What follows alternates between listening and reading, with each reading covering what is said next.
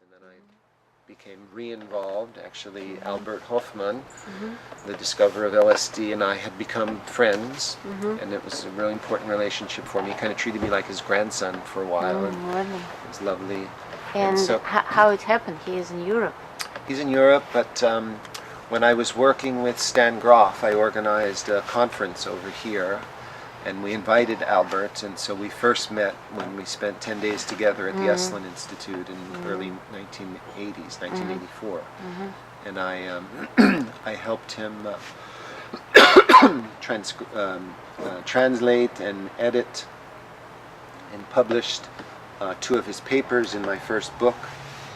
And then later I got the copyright through him and the Gordon Wasson estate to republish The Road to Eleusis, which is a very important book on the psychedelic origins of Western society, Western philosophy and Western religion, ancient Greek, Eleusinian cult.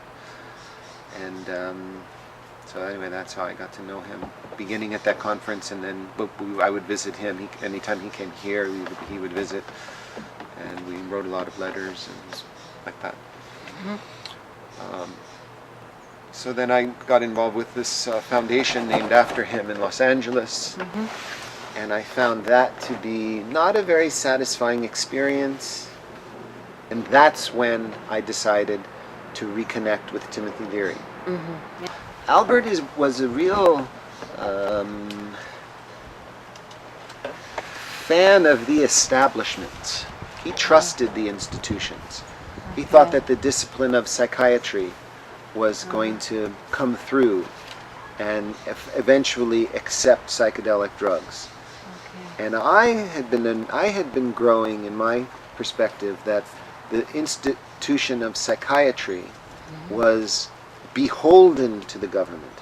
So like the field of psychiatry and the field of psychology were not really interested in an individual's freedom, psychological freedom. They were more interested in making sure that the individual would be an effective tool of the state. You know, that mental health or political sanity was defined by the government and by psychiatric and psychological institutions. Like, you know, I don't know, you could say, you know, in this Soviet era of repression, you know, if a person became a dissident and was effective as a dissident, they might get diagnosed as mentally ill, right? Hitler did this too. And so, you know, it's more subtle in America, but, you know, that's, I thought that psychiatry was a very, very conservative and very authoritarian kind of So you've been disagree with Albert Hoffman? Not just a disagreement, but just realized that there was a slightly different perspective. And then I realized, like, there was an incident where I saw Albert act in a certain way that made me think that he was very anti-Semitic. Anti-Semitic, yeah. I saw him react in a kind of foul way to a Star of David that was on a document that I showed him. We were looking at some documents together, and there was one from Israel, and I showed it to him. And just when he saw the Star of David, he reacted in like a reflex kind of way that made me realize he was, that was funny. And I kind of began to look at his life a little more and some of his associations in his past and some of the right-wing alliance with the Third Reich and things. And I began to realize, and then some of his affiliations with the CIA became apparent to me in a very controversial book that scholars of this field would be wise to read, called A Terrible Mistake by Hank Albarelli.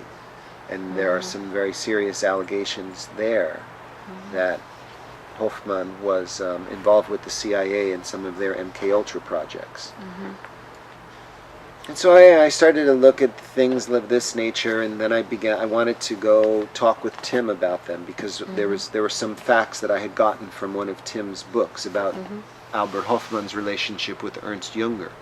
Now, I don't know if you know who these people are, but maybe people, if anybody watches this interview, they'll find this is actually a very interesting history here, who Ernst Jünger was and his relationship with Albert Hoffman and the far right of German politics. And there'll be another paper coming out in the next few weeks, a monograph, small book on this called Strange Drugs Make Strange Bedfellows. And it's another look at what I'm talking about, like right-wing involvement in psychedelia. So it's a growing understanding. Who is Ernst Jung? Ernst Jünger. Ernst Jünger is a very famous, now he's passed away, he also lived to be about 100 years old. He was a very, very close friend of Albert Hoffman's, and he was a very important person in German literature, beginning in the 1915, 1916, I think, when his books were started becoming popular, and he was a real, like, Aryan, right-wing German elitist. And Adolf Hitler used his books to glorify warfare and the superiority of the German, and so on, like that. Right.